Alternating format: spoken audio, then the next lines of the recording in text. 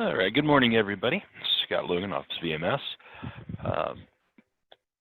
We're here to talk about the new renewals rules update and how that is going to affect you, your employees, and any of those others associated with your organization that you will have to renew their EMS license starting 2020 and beyond. So I've received a ton of questions from individuals, from services, from organizations about how does this new rules update affect what's going on in the world of licensing in Wyoming. So what we're going to talk about today is we're just going to talk about how the new rules are formed, what the updates are. Any of you folks that have been coming to conferences or hearing me present or talk over the last, almost 4 years, it seems, have heard me say, yep, the new stuff's coming, the new stuff's coming. Well, finally, last month, we were able to say the new stuff is finally here. So we've gone through and we've reworked the process for renewing a license in the education side of it. The physical mechanics of application and renewal are the same, but the requirements that an individual has to show have been significantly, I think we can say, revamped. So with that, we talk about what's new. Almost everything. For those of you folks that have been involved when we've done a rework of rules, you've seen that, if it's something simple within the rules, we change it, keep the same chapter numbers, and just update that specific section. With the EMS license or renewal rules, we took the old Chapter 8, which was updated back in the late 1990s, early 2000s, and we repealed that whole chapter. So we got rid of all of Chapter 8 because the changes were so significant, and we created the new Chapter 18. For the providers on the call that haven't, here, the rules are available on our website. They're also available on the Secretary of State's website. If you've never looked through the rules and you're providing medical care as an EMT, AEMT, paramedic, whichever level you are, take some time and look through the rules. They are written in legalese, so sometimes they're a little bit more difficult to understand. You got to pay really close attention to the shalls and the wills and the mays and things along that line. But if you never look at the rules, you never know what you're held accountable to. It'd be like going out and getting in your car and driving the wrong way down a one-way road, but when the officer pulls you over, say, well, I never read the rules, so they don't apply to me, or I didn't know I was supposed to. Same type of thing. Ignorance of the rules is no justification. So again, Chapter 18 is the new. We'll go through some specific sections on this, but it's a 6-page document. Talks about what is CE, what are the requirements, and how it breaks down per level. So again, we'll go through and highlight some of the specific items that are there. So one of the big things we reduce the number of topics. We reduce the number of required hours just a little bit, not much. We've removed the skills, the requirement to document skills. The biggest example I show is no matter what level you were, EMR through paramedic, you had to document quarterly AED skills checkoff. That is a holdover from the mid-90s when every state, for every EMS provider, required an individual to do an AED checkoff every quarter. That went out the door kind of on the national level in about 2002, 2004, in that neighborhood. But again, since our rules haven't been updated since that time period, we held on to that requirement, and people still had to do that and document that for us. The other thing we decided and we talked about is what is competency versus licensing. Our job as the Office of EMS, as a regulatory agency, is to ensure that an individual meets the minimum requirements to be licensed. Not that they meet the minimum requirements to be competent. Competency is determined on a local level.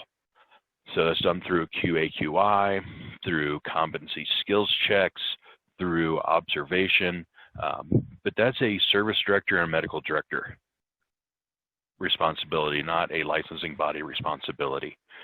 So with that, we've looked at those and we're like, no, let's truly do our job. Let the services and the medical directors do their jobs, and let's not step on each other's toes. Because honestly, I know if you have to drop 24 ET tubes, and you've gotten 4 or 5 over the 2-year period on live patients, I know how we're going to do that.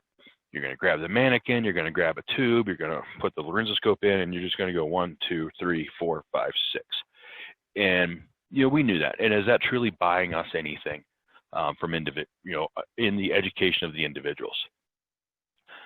So, also, if you have questions, feel free to unmute yourself, throw them out, or put them in the chat box.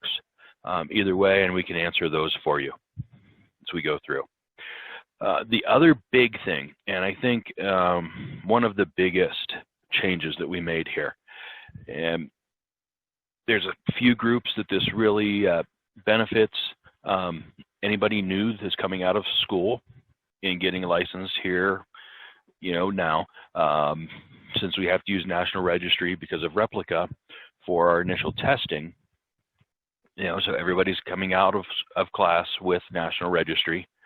Our air services, our wildland firefighting groups, and our border services, that hit Nebraska, Utah, and Colorado most specifically. We are now accepting National Registry for renewal. So when the renewal season opens up, which is 90 days from the end of the year, so it's like October 2nd or 3rd, I always forget what day exactly that is, and you do your renewal application, you'll see a button on there that says, are you renewing using National Registry? You'll hit yes.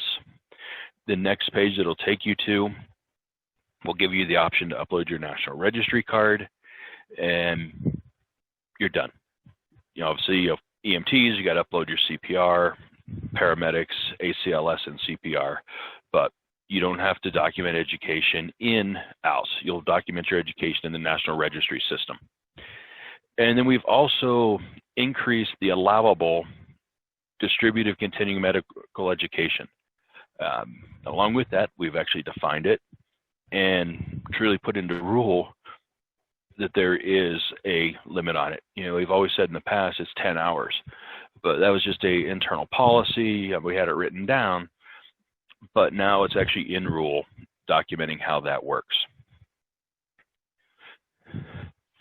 So it's kind of what's new and what we're going to talk about. So here's the first, the new topics. In the years past, if you were an EMR, you had 9 different sections you had to complete. EMT 10, AEMT 15, intermediate 19, and 24 for a paramedic. Those, having that many different topic areas made it really onerous for the individual, but also made it almost impossible for an organization to document continuing education. We did kind of the best that we could do with the system before, but it was just, a lot of it, again, was constrained by the rules that were in place. So now what we have done is here under this new column, you'll see there's 5 sections: airway, pediatrics, trauma, medical, and elective. So those 5 sections are now what's required for every level. So whether you're, again, EMR, EMT, A, I, or medic, those are the 5 sections. So if you're a fire chief and you're documenting your training for your shift or your department, you no longer have to think about, do I put this in as a medical but we also did cardiac arrest. So for my AEMTs, I need to make sure I've done multi-lumen training. For my intermediates and paramedics, maybe we dropped a ET tube, so now we have to document it that way. Plus, we have our defibrillation cardioversion section and all the different sections that were there. So now we've streamlined that down. So you do that training that includes all those different components. So today you'll document that as medical and airway, and it covers all of it. So again, just trying to smooth things out and make it a little bit easier for all involved. So here's the breakdown of the hours that are required by level and by particular section. So you'll see that again, everybody has the same 5 levels that they're responsible for completing. Again, makes that documentation at the service level, hopefully, and I think it will, a whole heck of a lot easier for everybody. Again, just it was one of those things that was time to change. So you look, EMR now is responsible for 5 sections for a total of 20 hours. So we've reduced theirs by 2 hours. EMT, again, same 5 sections, 42 hours, which is down from 47. AEMT went from 55 to 54, so they saw this, percentage-wise, the smallest drop. Intermediate and paramedic are both now required to have 60 hours. Intermediate used to be 67 plus the skills, and paramedic was 79 plus 112 different skills to document. So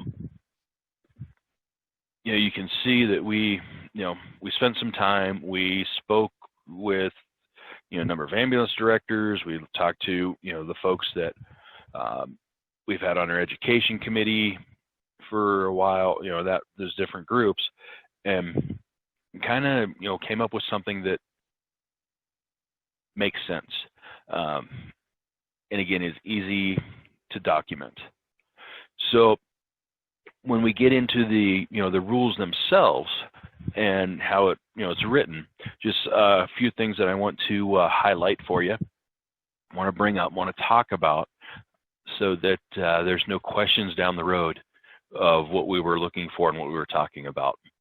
So this is section 2 out of the rules. So section 1 said that the purpose for and who it applies to. So section 2, so you see A there says a licensee is not eligible for renewal of a license under Chapter 16, which is the personnel licensing rules. Chapter 17 is scope of practice, and now 18 is the renewal requirements. And like I said, if you're going to read rules, those are the 3 as an individual you want to keep an eye on. So to be able to get relicensed, you have to possess a valid and current CPR card. You would think that this is simple. This is probably the #1 issue that I have with people trying to renew each year. I probably have about 5 to 10% of individuals that upload a CPR card that's either expired, is going to expire before they renew, or is at a level not accepted by our office for professional rescuer. So you've got to have that right CPR card, and I'll show you the document that defines that here in a second, as soon as we talk about this next bullet. So the next one is, if you're an intermediate, so IEMT or paramedic, you must have valid and current ACLS, again, from a national organization approved by the division. So we have on our website this document. It's evaluated CPR and ACLS programs. Just a couple things I want to highlight in here to remind folks of. All CPR and ACLS courses must have an in-person evaluation completed by an instructor. Online-only courses are not accepted any way, shape, or form. For professional rescuer level, that BLS level, you have to have at least a skills check off. So both Red Cross, AHA have hybrid programs where you log on, you pay your money, you sit down, you do your, you watch your video, do your test online. You get the heart code certificate. Then you take that heart code certificate, you take it to a instructor, and on the CPR side, they run you through CPR, AED, choking, and BVM. On the ACLS side, they run you through your mega codes. So you'll still go through, you'll do your skills checkoff with a live instructor, but you may do your classroom portion online. That's acceptable. Like I said, what's not acceptable is I log on, I go through, I take my test, and then I do a simulated skills checkoff on the computer. Just, again, doesn't work. So here's the CPR that we accept. So you'll see AHA, Red Cross, American Safety and Health, National Safety Council, and the others. One that I do want to pick out is a number of our folks use the Pro Training, because they'll see Pro Training, they'll see the Pro CPR. Pro Training, Pro CPR has two different levels of course. They have a 100% online, and then they have the instructor-led course. Has to have the instructor-led portion, has to have the skills checkoff. So again, just pay attention, make sure. Biggest thing that I see, or one of the biggest things I guess I could say I see, is people uploading a Heart Saver card from AHA. So AHA BLS provider course goes through adult, child, and infant CPR, AED for the levels, choking for all the levels, BVM application, and operation of airways with a advanced airway in place. Heart Saver doesn't go that in depth. Plus, with Heart Saver, you can choose what you want to learn. So whereas professional rescuer or BLS provider is a full curriculum, the Heart Saver curriculum, I could choose to do adult CPR, child AED, and maybe some first aid. Or I could choose child CPR, child AED, child choking, but that's all. So when we look at a Heart Saver, we really don't know what we're getting, versus the BLS provider levels where we know what all is included in there. Red Cross, one of the things that, and I know this and we watch for, is their overall BLS, professional rescuer level is BLS. They do still have some classes, a class out there that's called BLS for the healthcare provider. As long as it meets that BLS healthcare provider standard, we're good. I'm not overly worried about exactly what title they're using for their class, as long as it meets that standard. And if you guys have any, and you folks have any courses that you're using that meet the standard, have them get a hold of me. We can evaluate, we can look and make sure that they meet and make that work. ACLS, same type of thing. The one that you'll see that we don't have on here that's not approved is ASHE, so the American Health and Safety Institute. They do not require the skills section. The mega code is not a mandatory portion of their course. So because of that, the cards all look the same. There's no way to denote whether it's a live in place course, it's just a didactic course, or if it has everything. So that's why you'll see that AHA, American Heart, ACEP, and the Military Training Network are the only ones on the ACLS side that we're accepting. But again, this document's available on the website on the forums page. So if you have any questions, you can go there, grab it, and look at it. Or you can always call me. Next one. So now you've got your valid code certifications. And now we're going in to look at how are you renewing? So you have the two different pathways. You've completed the required CME hours for your level of licensure. So, that spreadsheet that, kind of saw there earlier, the table. or you are currently certified by the National Registry of Emergency Medical Technicians at your level of licensure. So you're an AEMT, you have a National Registry AEMT card. You're a paramedic, you have a National Registry paramedic card. Same type of thing all the way through. What this isn't saying is it's not saying that National Registry is required. It is just one of the two options to keep your license. The other option is to continue what we've been doing and documenting your continuing education hours in OWLS, and then at the end of this cycle, going in, doing a renew application based on those continuing education hours. So again, you don't have to go out and get National Registry. I encourage those folks that do get it and have it to maintain it. If you want to go to, if you live on the eastern side and you want to pick up a job in like Kimball or Scotts Bluff, to get your Nebraska license, you have to have National Registry. Going south to Colorado, you have to have National Registry. Utah, I haven't looked at theirs, but I know National Registry is at least a way in, and there's a lot of other states that have that same requirement now. Again, especially now that we have the EMS Compact in play, and it's becoming more and more set. We're going to see more and more states that run towards that National Registry, excuse me, as their initial way in the door.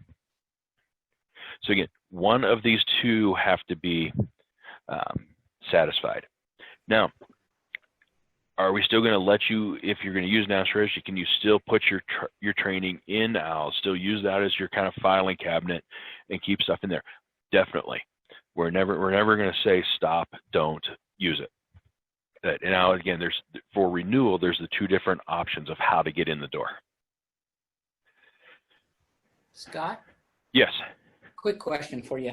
So my National Registry and the state EMT license for me runs out in December. My National Registry doesn't run out until the spring.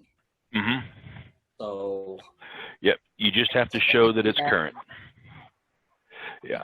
Well, but that's the question is, what if I do the National Registry, is my state license only going to be good till the spring and then I got to renew again? No, it'll be the full 2 years for normal renewal cycle. And that's something that we've talked about a little bit as maybe how do we change some of those, the state expiration dates up. We didn't even have that option until about a year ago, because there was a statute in place that said that all professional licenses in Wyoming expired on 12/31. They've removed that language. So we've looked at it and we've tried to decide how we want to do that. Right now, in discussions with a lot of our service directors, it has been, let's just leave it alone. Let's not mess with what's working right now. But it is an option that we have out there on the table, and a discussion that we've had of, do we want to change that state expiration date? But no, so as long as you have a current National Registry, when you go to renew your license, you'll still get the same 2 years off of your state license.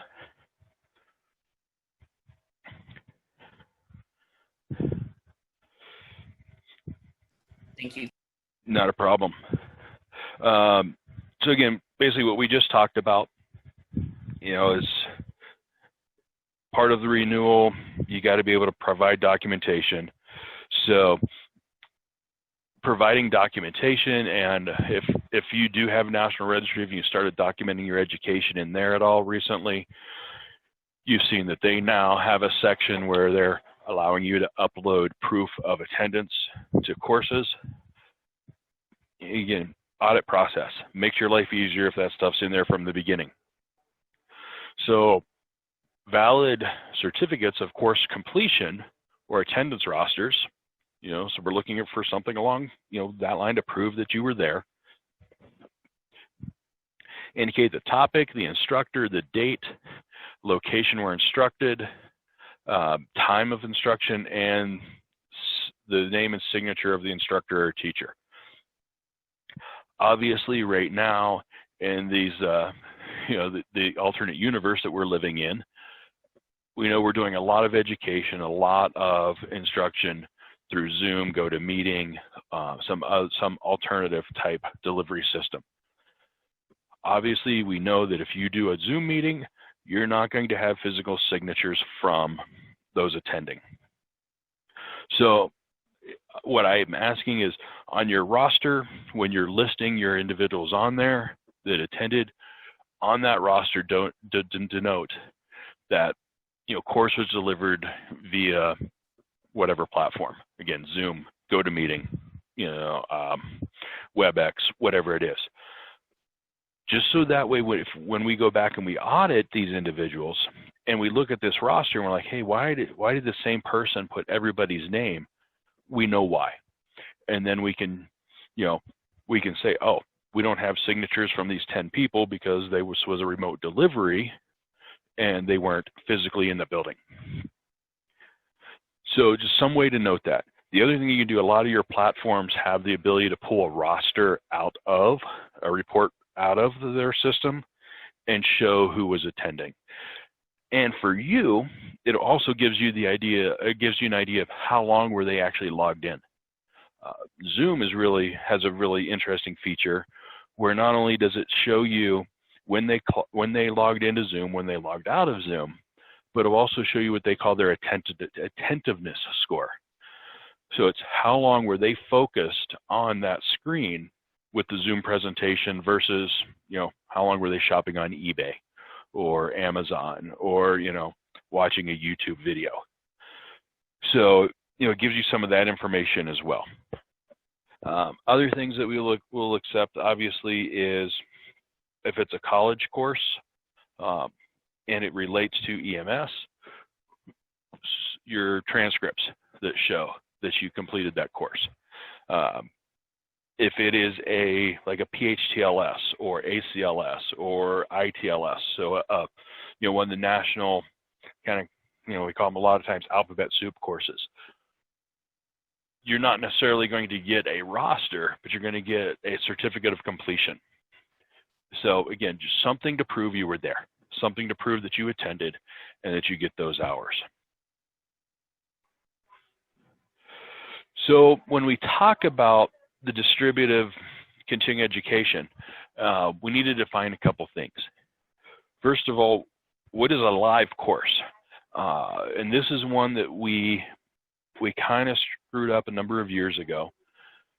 A live course, by definition, is any course where the student has the ability to, in real time, interact with the instructor, regardless of the delivery platform. So it can be sitting in a classroom and, traditional lecture type. It can be a skills demonstration. It can be a online presentation like we're doing today. But as long as you have that ability to, in real time, get feedback from, ask questions of the instructor, it counts as a live course. The delivery method does not determine if it's live versus distributed. So distributed, then on the other side, is an educational activity in which the licensee is unable to interact in person or in real time with the instructor. So, it doesn't matter what the means are of how that's distributed, just the fact, again, that it is. So that's that's the big thing. I've especially here recently, I've had to explain that a lot to people, what distributed is versus live and in person. And with that, there's a lot of programs out there that have a lot of live education going on right now. U of U, AirMed is doing some, Wyoming Life Flight's doing some. There's a couple groups out of the Denver area that I have used for years that do some really good and really timely live online education. I know I've seen a number of you guys on those. So there's a bunch out there. And so there's a bunch of areas where we can plug and fill in some of these holes that we've had from the last 4 months. Because we unfortunately, it's not easy for us to say we're waiving the total requirement, or extending dates. So again, you guys heard how long it took us to get these rules done. So we're not going to be, providing, I guess, relief right now for the requirements for this year. But just know that there are other options out there. If you need some help getting to some of those options, let me know, shoot me an email, and I can throw those out, the ones that I use out there. As an office, we can't officially recommend any certain organization or provider, but again, I'd be more than happy to share with you folks who I use as an individual. So another question I get is, how much does a class count for? And it gets really, my question is, well, how long did you meet? Well, we met for an hour. Okay, then the course is good for an hour. How long did you meet? We met for 45 minutes. Okay, the course is good for 45 minutes.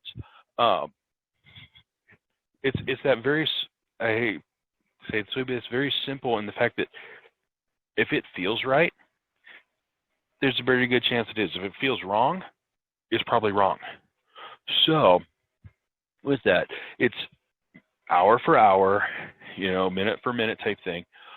But we recommend just round it to the nearest 15 minutes. You don't have to go in and say that we spent 29 minutes or 59 minutes in this course. If you spent 59 minutes, give it to us as an hour. If you spent 47 minutes, give it to us as 45. So again, round it to that nearest 15 minutes.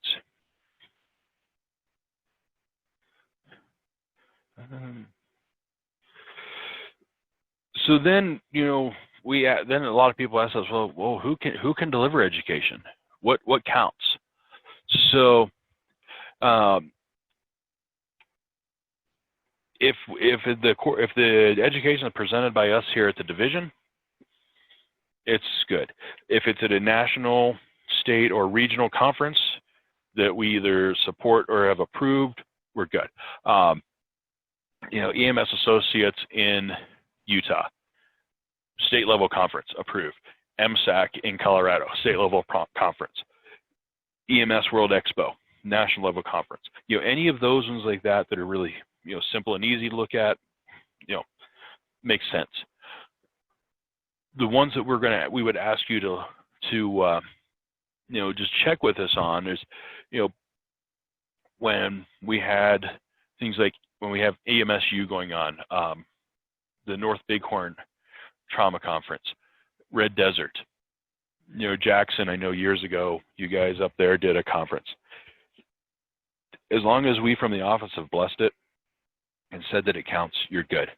Now, if somebody tomorrow decided to start one up and say, we're going to do the Central Wyoming Medical and Trauma Conference, we'd want to know, we'd ask them some questions and just, verify that there's a process in place to confirm that the information being given and delivered is up to date and appropriate.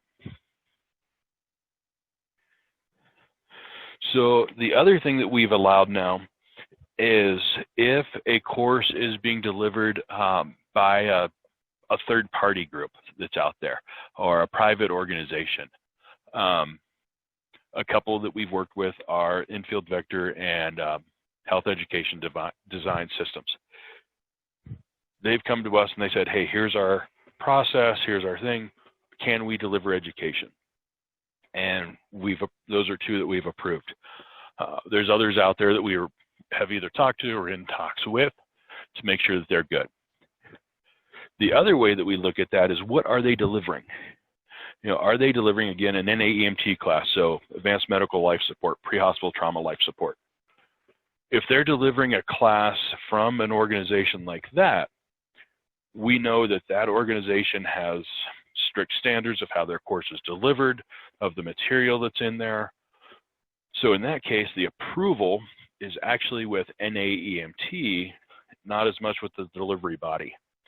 So this is, again, if it seems right, if it is right, we're good. If you have questions, shoot me an email and I can let you know if there's any problems.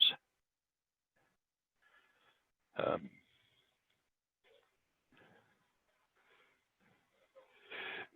so other groups that we have approved already, any of our licensed ambulance services, any of our fire protective services, or other organizations that, from the first response world that are in there, like our sheriff's offices that have talked to us. And we also, any of our industrial services that have emergency response teams that have tied in with us, that have set up the ability to track, document their training, and have talked to us about their process, are approved. So, the coal mines, the trona mines, the refineries, most all at some point in time we've sat down with and talked with. If you're unsure, if your organization, especially on the industrial side, if they've gone through that process, get with your safety team leader or emergency response team leader, whoever that is, and then tie in with me, and we can make sure that we've checked everything off, that there's not a problem. Again, if it's somebody we've been working with, we're going to make it happen. We're not going to become so overly restrictive that we cause problems. So just as we get into renewal season here in a few months, some common things that I see. We've talked about CPR and ACLS already that don't meet the requirements. Just make sure it hits those documents. Make sure you look at that document, and we have that set. Hours documented under the wrong topic. This is going to be much easier now that we have the fewer topics in there. The biggest one that I go back to is we were going through and somebody called and they're like, hey, I'm short hours. Can you help me out? And we're going through their stuff. And I'm like, so you're short on medical. Well, why do you have diabetic emergencies documented under trauma? Oh, I guess I just put it in the wrong place. Take time, be deliberate in putting your education in so that, we don't have any problems. It's a whole lot easier to take some time on the front side than to try to go back and fix things on the back side. One thing I'll tell everybody, and this is, anytime somebody calls me, that something I will not do is if you call me and say, hey, I went to this class with, Sweetwater Medics, and they put it in for this, but I want to change it. I will not change a class that another instructor puts in. I was not there. I didn't write the lesson plan. I don't know exactly what was covered and discussed. Plus, if I change anything for you, it changes it for everybody that was involved and attended that class. So the other part is with that is don't wait till August to start thinking about and looking at what you need for renewal. Do it up front. I had an individual that contacted me yesterday. He's like, hey, I need my 40 some hours to renew in December. I work in a doctor's office, and am I going to be able to keep my license? And response was, I really, truly, honestly, highly doubt that right now, unless you really get off your butt and go find education that's out there. And they told them they may have to go and pay for an online live refresher course, $300 to $400 for a course like that to keep their license. And the bad part is because of the way for them, the way we're doing initial licensing, they actually had almost 32 months worth of time to get their continuing education done, and are just now, 1st of July, choosing to start getting their education. So look at your stuff. Get it, make sure that you're good. Renew applications submitted prior to hours being documented. So if you're using the continuing education hours module to do your renewal, hours go in first. Once hours are completed, then you submit your renewal application. Not the other way around. So Put your hours in first, then submit your renewal application. Then with that, pay attention to the emails you get from me. I got a call 2 weeks ago from an organization here in the state that said, hey, we have 4 people that never got renewed. Why not? And none of the 4 of them had the required hours to be able to get relicensed.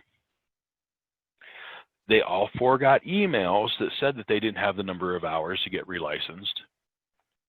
Never paid attention to them, never talked to their program directors. And again, now we're in June and they're trying to make up all those hours to get relicensed. So again, just some of the top struggles that I see people have when it comes to completing their renewal. So some questions that I've been asked to head off for you folks. Do I need to re-enter all my training? No, you don't have to re-enter your training. And I'll show you kind of how that's been dealt with. So any training that's been entered prior, even if it's under the old guidelines, has been transitioned into the new renewal requirements. And then what you'll see with that is when you log into your OWLS account, you'll see that there's 2 different sections currently showing in the system. One for 2019 and before renewals, and one for 2020 and beyond. The reason is we have the rule in place that says from date of expiration up to 1 year post expiration, you can renew or recover your license. But to recover that license, you have to recover under the set of rules when you expired. So anybody that expired in 2019 that has until December 31st of 2019 to recover has to do it under the old requirements. Any of us that renew in 2020 or beyond are under the new requirements. So when you get into your system and you look at it, you'll see that you have paramedic that it's expiring, and I'm going to fix that to expired in 2019. And you'll see, again, all the old requirements. And then as a paramedic, you'll see expiring in 2020, and you'll see we have it broken down into 5 sections. But what we have done is, like here for airway management, was we went in and took everything that applied to airway management in the past, so airway management, chest decompression, cricothyrotomy, ET, multilumen, and OG-NG, and combined it, and is now dumping into the overall section of airway management. So don't look at these requirements here. What you want to look at is down here at the bottom, this requirement total. So in this case, the requirement total is 6 hours. Hours completed is 6 with the 4 extra, and no more out there that have to be completed. So now we drop into medical emergencies, same thing. Medical authorized medications, defib cardioversion, EKG, defib, same type of thing. You look at this requirements total, required 16 in medical emergencies, individuals completed 15, so has 1 more hour to complete. Trauma is trauma, pediatrics is pediatrics. So then the kind of new topical area, which is really not new, it's just a new title, is elective. So elective is now including operations, preparatory, unstructured, and we had to put patient assessment there. Because unfortunately with patient assessment, the way it was broken down before, I had no way of being able to tell, is that medical patient assessment, trauma patient assessment, or pediatric patient assessment? So it is now, that is put into the elective category. So again, this is showing you kind of how, those hours that we had before are now totaled up and put into the new, the 5 new categories. So again, it makes it so you do not have to redocument your education. So the other part with that is for the service level individuals that are putting in training. When you are documenting training, if you don't have anybody that's recovering, come in right now. Again, you see all the requirements, but the new requirements are there. So you'll choose airway. You'll choose, and I just fixed this. You'll see elective in there now. Pediatrics, trauma, medical. So again, you'll still see all the old, but you also see the new. So use the new categories when you document your education. So some of the other questions is, can we as a organization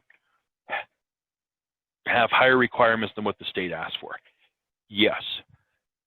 An organization, employer may say that, you know what, you still are doing 24 intubations every 2 years. You're still doing a certain number of IVs. Whatever that organization wants to set down as competency, they can do.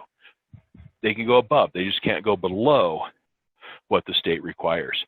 We still have a couple services in the state that are still, when their individuals renew, running them through a renewal style test or research type test. It works for them. That's what their service director and their medical director have decided they're going to do. Great. I'm never going to say no to that. So, but again, that's a condition of employment or, being with that organization on that team. So, but they just can't go below what the state asks for. And then, the question of why did we change? Why did we go through this? Why did we deal with it? Times have changed. That's why it's the practice of medicine, not the science of medicine. There's items that we need to educate our people on. There's things that we need to do to keep becoming, more, modern and staying up with the times and making things work. So, it was time. One of the examples that I use is one of the old categories for AEMTs and above was multi-lumen lower airway. So if you read Chapter 8, it said multi-lumen lower airway training. There's only one device out there that actually meets that requirement, and that's the combi tube.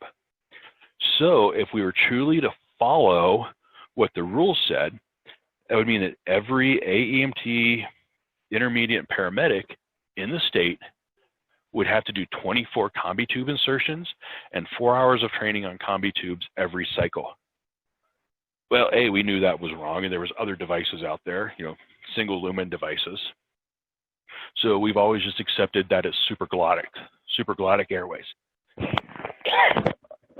Whether it's King, whether it's combi, whether it's LMAs, whether it's iGels, whatever the case might be. We accepted that. So now but we knew that was some language that we had to change.